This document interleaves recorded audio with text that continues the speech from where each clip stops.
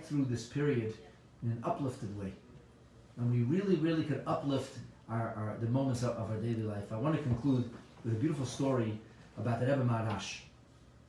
Rebbe Maharash, whose birthday is today. So I want to share two little stories that happened at the exact same time, and one of them is interestingly related to health and wellness, very interestingly, and one's related to davening. But actually, first, Levi, bring me the Igros over there. I found a very interesting letter today, where the Rebbe writes to a professor in Israel who was asking about the history of the Chabad Rebbe's. And the Rebbe writes to him about the date of the Alter Rebbe's birth, the year of it, and so on and so forth. And then the Rebbe says to him, the letter is 1959, it's written. The Rebbe says, you asked me about the fourth Rebbe. So the Rebbe says that there's a book which already published about his life and times. It's actually the Rebbe himself authored in the early 40s. And then the Rebbe says, it is known in the family. Listen to this. It's known in the family, and certain Hasidim know this also, that the Rebbe Maharash would sometimes write in Latin. He would sometimes write prescriptions when people were sick.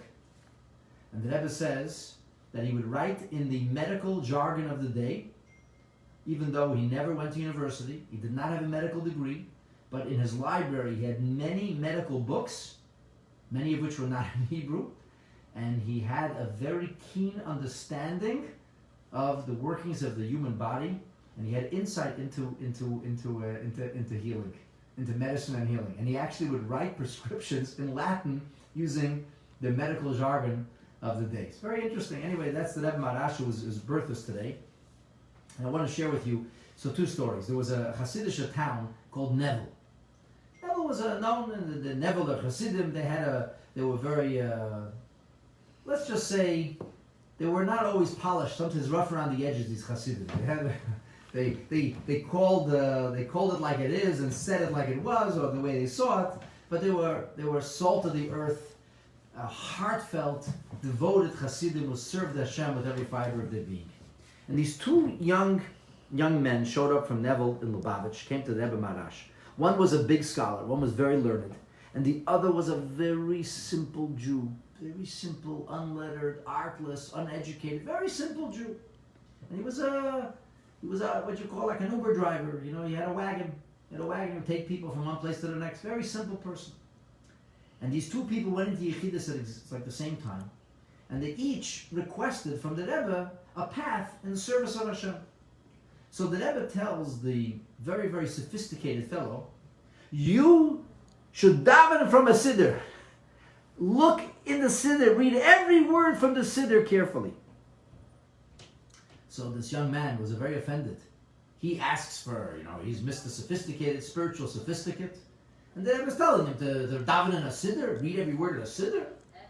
So he tells the Rebbe, I would think that if I put a talus over my head and I would sway back and forth and pray with great fervor, that would be a more meaningful thing. So the Rebbe looked at him and he said, really? He said, you're such a fool? What? That you should intend to say Hallelujah on one of the trellises of the shul?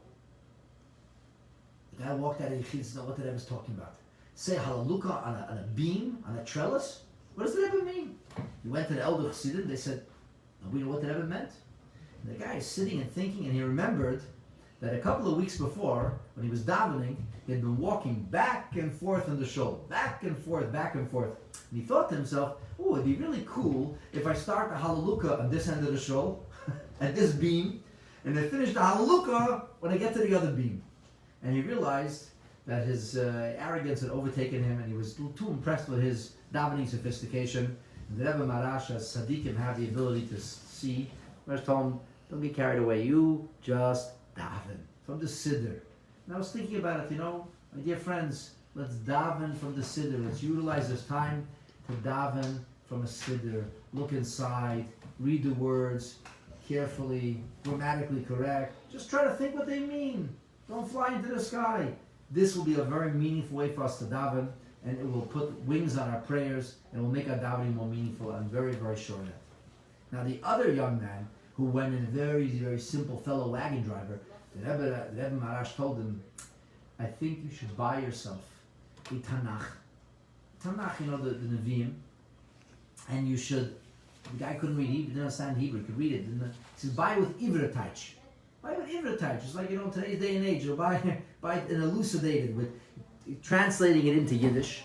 And any free moment you have, you should read from this book.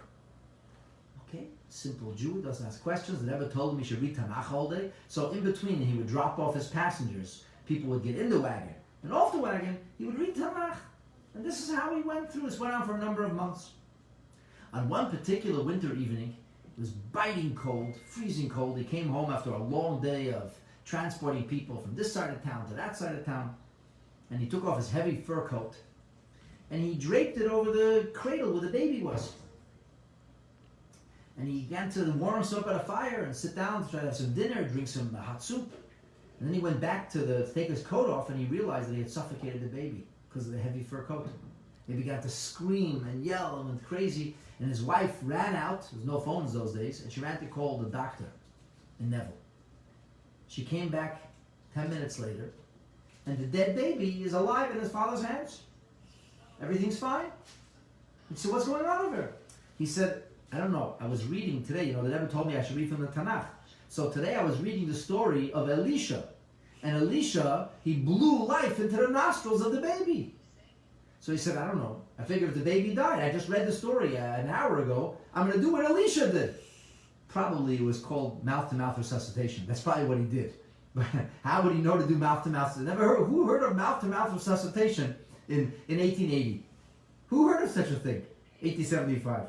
So here, the Rebbe Maharash told him, you read Tanakh. And as a Rebbe, as Lichtige Egen, the Rebbe sees, he read the Tanakh.